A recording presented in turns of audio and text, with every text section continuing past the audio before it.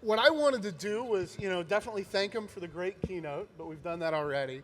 And so now I want to ask them about, their journey getting here today and sort of how, who has been really inspirational in their life and who has really made that impact on them and made them who they are today. So who wants to begin? Yeah. Misko came to my house at 6 a.m. and he picked me up, and that's how I got here. That's how I was inspired as well. No, really, I think Misko should start because he really started this journey. So the journey starts long time ago in the galaxy far away. Oh wait, wrong story. Originally, Angular was meant to be more for web designers. The idea was like, can we make forms being persistent so that, if you're a designer who doesn't necessarily know how to develop code, you don't know how to write imperative code, could you just like sprinkle a little bit of extra tags in your HTML and have the static page come to life? And that was the original inspiration. You can see a lot of it still there in Angular to today. And then the next step was, was working on a project within Google, and I was kind of getting frustrated just how unproductive I was being at building UIs. And I said, I bet you we could do this better in something like Angular, which is really actually not meant for web development, but like the templating system would kind of help. And so we kind of hacked together something, and then slowly through iterative process, we went many times over until it actually is for the web developers. Yeah, I don't know. So, I mean, a big part of the frustration that you mentioned came from early projects Misko and I worked on, Gmail and AdWords, and things we saw in code bases that were really hard to get right.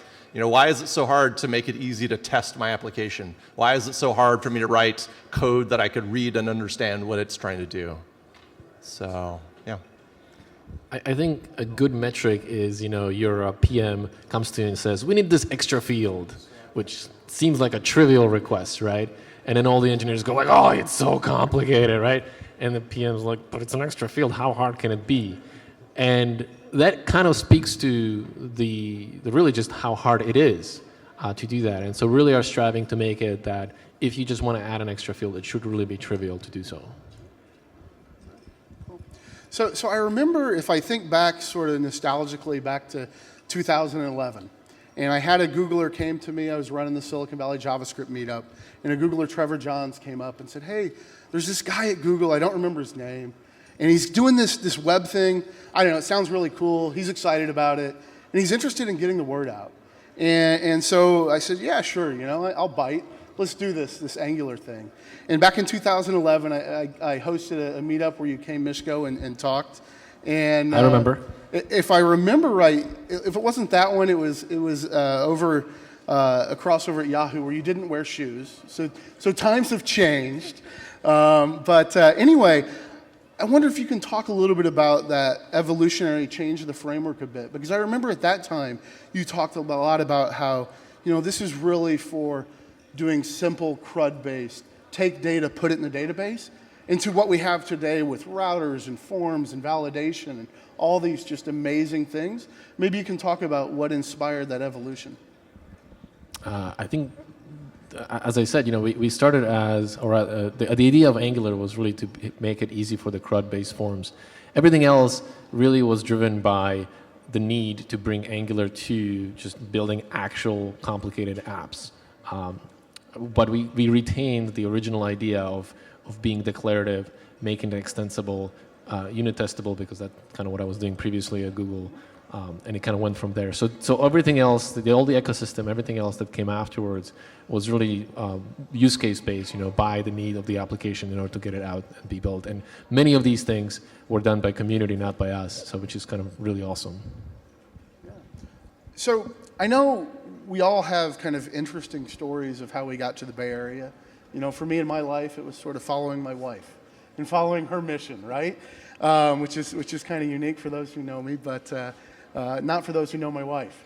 But so maybe you guys can talk about, what is it that brought you to the Bay Area here in the Silicon Valley and all the exciting stuff we have. So I came here originally on an internship, 1-year internship at Sun Microsystems back in the time, and I really liked it here, and I kind of forgot to leave. So I stayed at Sun for several more years, and then about 5 years ago, I joined Google and the Angular project. And so when you went to do that internship at Sun, how, you know, your friends, your family, you must have told them, "Don't worry, I'll be back in how long?" What was the? Yeah, that was the original plan. And you know, back then I was really excited about Java, and going to Sun to work on Java projects was like, you know, dream coming true. So everybody understood why I wanted to come to Silicon Valley. And then, you know, they saw that I was very happy here, so they understood that this was a good place for me to stay. That's awesome. That's awesome. Anyone else? So we actually are from the same country. I'm not sure if that's obvious or not. It wasn't intentional. I actually came in '89 with my whole family. My parents came, and so I came with them. Lived in New Jersey, then went to school up in New York. Lived in Arizona for a while, and then came to California. I actually came to California in '96 as an intern. Was it '96? Yeah. As an intern for Intel, and I really liked it, so I always told myself when I graduate I'm going to come to California just because it's such a beautiful place. So it sounds to me like internships are this great opportunity to bring amazing people to the Valley who are doing some really great stuff. And maybe, I don't know, do you guys have a great internship at Angular team? I think we do. We've actually hired at least one of the members who was an intern. Brian Ford came out as an intern, did a great job, and is now a permanent part of the team. We've got some really great interns now. One of them actually is working on the integration with React Native. Another one will be working on the separation with web workers. So fun stuff. That's awesome. And so do any of you have anything exciting or interesting going on that you want to tell folks about? Anything? No? No?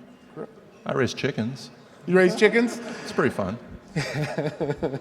Is that what he calls you guys? No, he has actual chickens. Sorry, couldn't resist. Awesome. I was going to mention I have this cool framework called Angular. I don't know if you ever... Yeah.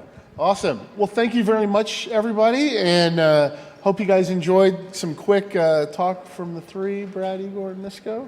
And thanks very much. And these guys will be around during the rest of the day and other parts of the show. And so definitely, if you have any questions for them or want to learn more about the chickens that Brad has, ask these guys how it feels to be a chicken, please feel free to do that. Thanks, everybody.